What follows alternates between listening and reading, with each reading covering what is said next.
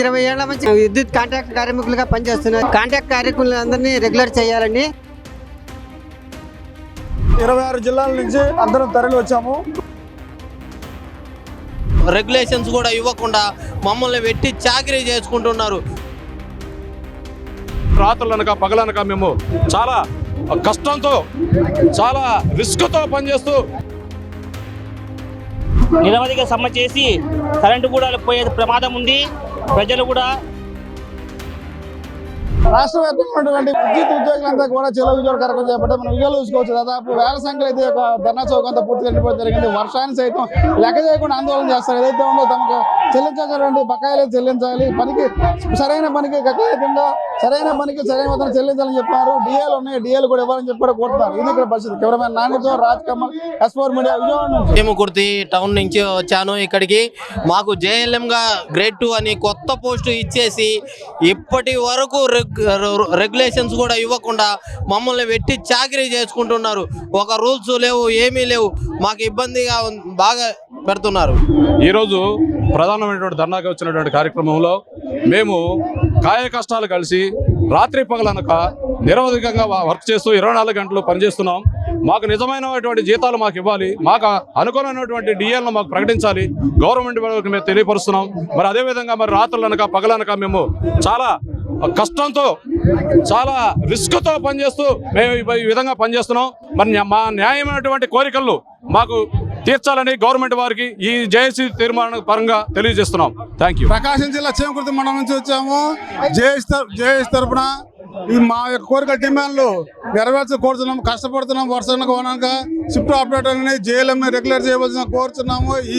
ఈ సమస్యను ప్రభుత్వం త్వరలో పరిష్కరించాలని కోరుకుంటూ తెలుసుకుంటున్నాం. మావి చాలా సమస్యలు ఉన్నాయి.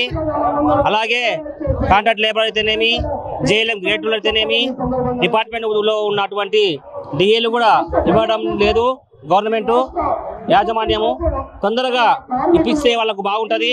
లేకపోతే 15వ తేదీ నుంచి నిరవధిక సమ్మె చేసి కరెంటు కూడా పోయే ప్రమాదం ఉంది. ప్రజలు కూడా చాలా తీవ్రంగా నష్టపోతారు.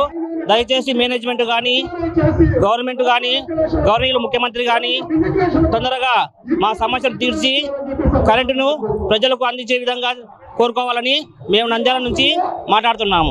విద్యుత్ జేఏసీ తరఫున మేము విజయవాడకు వచ్చాము. ఎన్ని ఏళ్ల నుంచి 20 ఏళ్ల నుంచి విద్యుత్ కాంట్రాక్ట్ కార్మికులుగా పనిచేస్తున్నారు. 20,000 మందిని కాంట్రాక్ట్ కార్మికులందరినీ రెగ్యులర్ చేయాలని, గ్రేడ్ 2 JLMలను సంస్థలోకి విలీనం చేసుకుని ప్రమోషన్లు కూడా ఇవ్వాలని చెప్పేసి కోరుకుంటున్నాము. అలాగే ఉద్యోగులకు 4 DAలు ఇవ్వాల్సిందిగా నాకు కోరుతున్నా కానీ అన్ని కనీసం ప్రభుత్వం పట్టించుకోవడం లేదు. అందుకోసం దీని మీద ఈరోజు అన్ని 26 జిల్లాల నుంచి వచ్చి ధర్నా చేయడం జరుగుతుంది. దీనికి ప్రభుత్వం స్పందించి మాకు చేస్తున్న నిరోధక కార్యక్రమాలకు సహకరించి జయప్రదం చేసి మా హామీలకు నెరవేర్చాల్సిందిగా కోరుతున్నాం.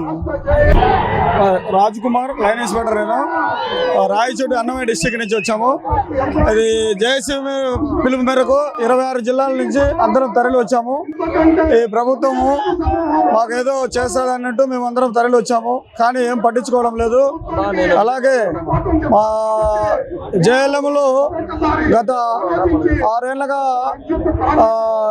అటుపగా ఏపీ ప్రభుత్వం అయింది, డిపార్ట్మెంట్ అయింది, ఏమి వాళ్ళకే సందేహం తెలియక సతమతలాడుతున్నారు. వాళ్ళను డిపార్ట్మెంట్లోకి విలీనం చేయాలి. రెండోది, డిపార్ట్మెంట్లో లాస్ట్ ప్రభుత్వం 4 ఏళ్ళ DLలు పెండింగ్లో ఉన్నాయి.